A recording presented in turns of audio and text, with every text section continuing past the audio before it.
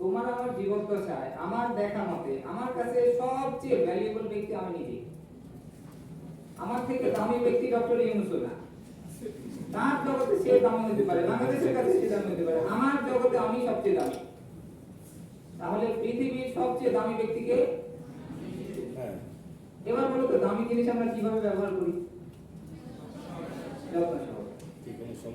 তাহলে আমাদের কোনো একটা জিনিস দামি কি দামি না এইটা বোঝা যায় সেটা ব্যবহার দেখে। তাহলে তোমার সবচেয়ে দামি ব্যক্তি তুমি।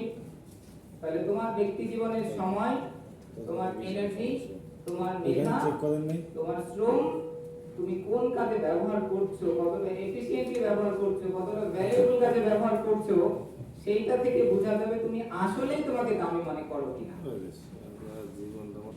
তাহলে এই ক্যাম্পাসে তোমরা আসছো, এটা একটা নতুন জায়গা। না না এবং তোমরা এইচএসসি পর্যন্ত যে লাইফস্টাইল যে রকমের পড়াশোনার মধ্যে দিয়ে আসছো সেটা থেকে একেবারে 180 ডিগ্রি ডিফারেন্ট একটা জায়গা। এটা অনেক বড় চ্যালেঞ্জিং একটা জায়গা।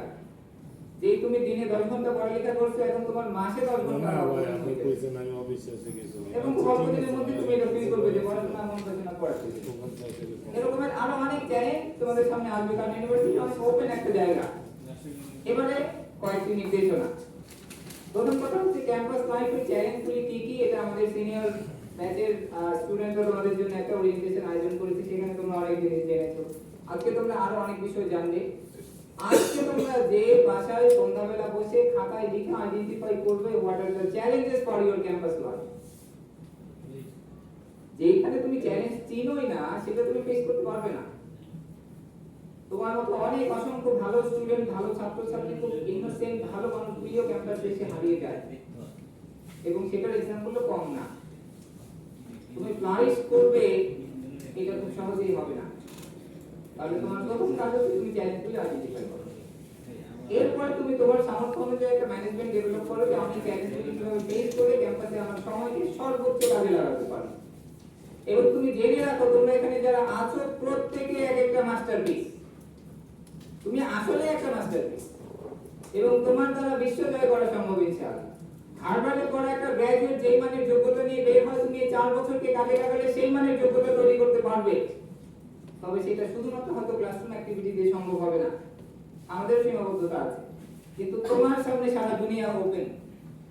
তুমি কি শিখতে চাও, কোন বিষয়ে পড়তে চাও, কোন দক্ষতা অর্জন করতে চাও, তোমার সামনে সারা পৃথিবীর যোগ্যতা ওপেন আছে। এবং পৃথিবীর ইতিহাসে পৃথিবীর জ্ঞান কখনো এতটা ওপেন ছিল না, এই মুহূর্তে তোমার সামনে যতটা ওপেন। আজকের দুনিয়াতে এসে, আজকের দিনে এসে তোমার ইউনিভার্সিটির 5 বছর তুমি কাজে লাগালে তুমি কোথায় যেতে পারো এবার তুমি চিন্তা করো। তাহলে তোমার নিজস্ব একটা পরিকল্পনা দরকার। তোমার এই 4-5টা বছর তুমি ম্যাক্সিমাম ইউটিলাইজ করবে কিভাবে, এবং এটা কখনোই তোমার যথেষ্ট পরিমাণে কেয়ারফুল নার্সিং ছাড়া সম্ভব হবে না।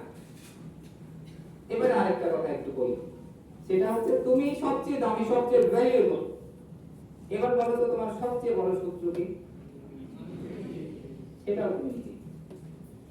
তোমাকে ডাউন করার জন্য কাউকে দরকার নাই।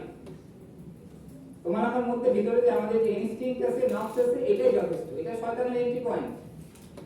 তাহলে তোমার প্রতি তুমি নিজেই ডেকে নিয়ে আসবে, তোমার ভয় তুমি নিজেই পূরণ করবে যদি তুমি তোমাকে সেভ না করো। তাহলে আমি এই কথা বলে শেষ করতে চাই, তোমার এই জার্নি শুভ হোক। তবে শুভ জার্নিতে অনেক বেশি প্রতিবন্ধকতা আছে। তুমি এখান থেকে অনেক অনেক গ্রেট মানুষ হতে পারো, এখান থেকে তুমি ছিটকে পড়ে নিকৃষ্ট মানুষ হয়ে বিদায় নিতে পারো। যে কারণে তুমি ডিসাইড করো তোমার লাইফটা কেমন হবে। এবং কেয়ারফুল এবং খুবই যত্ন ব্যতীত কোনো সুন্দর গাছ, কোনো সুন্দর ফুল, কোনো বাগান জন্মায় না। এবং তুমি নিজেও ঝরে পড়ে যাবে যদি তুমি নিজের কেয়ার না নাও। সব মিলিয়ে তোমাদের দায়িত্ব তোমাদের। আমরা আসি তোমাদের সান্ত্বনা পুরস্কার দেওয়ার জন্য। তোমাদের ক্লাস, পরীক্ষা, সার্টিফিকেট এগুলো তোমরা পাবে, কিন্তু তুমি আসলে তুমি হয়ে উঠবে কিনা এই দায়িত্ব তোমাদের। আমরা তোমাদের জার্নিতে আসি, আমাদের যারা আমরা আছি শিক্ষকরা, আমাদের শিক্ষকরা যথেষ্ট পরিমাণে যোগ্য, এবং আমাদের অনেক শিক্ষক আরো দেশের বাইরে পড়ালেখা করছে, তারাও আসবেন, তোমরা হয়তো তাদেরকেও পাবে। আমাদের জায়গা থেকে আমরা তোমাদের সাথে আছি, কিন্তু তুমি নিজেই তোমার সাথে আসো কিনা এটা তুমি নিশ্চিত করো। তুমি হয়তো ক্লাসে বসে আসো, কিন্তু তুমি ক্লাসে নাই, তুমি হয়তো অন্য কোনো জগতে আছো। সব মিলে তোমাদের দায়িত্ব তোমাদের। তবে আমরা আছি তোমাদের সাথে। আমাদের যে কোনো সমস্যা আমাদের কাছে পাবে, আমাদের শিক্ষকরা, আমরা, আমাদের চেয়ারম্যান ম্যাডাম আছে, আমরা ছাদে বসি কয়েকজন, সেখানে আমরা মোটামুটি সার্বক্ষণিক আছি আমাদের প্রয়োজনে, আমরা একসাথে একটা সুন্দর জার্নি করতে চাই। আমরা চাই আমাদের হাতে যে জ্ঞান, যে ইনোসেন্ট ছেলেমেয়েগুলো আছে, আমরা চাই আমাদের কাছ থেকে তাদের সর্বোচ্চ যোগ্যতা বিকশিত হোক। তবে সেই দায়িত্ব তোমাদেরকে নিতে হবে, তোমাদের দায়িত্ব তোমাদেরকে পালন করতে হবে। তোমাদের সবার সর্বাঙ্গীন সুস্থতা, সুন্দর জার্নি কামনা, তোমাদের জীবনের উত্তরোত্তর প্রগতি কামনায় আমার বক্তব্য শেষ করছি। আসসালামু আলাইকুম।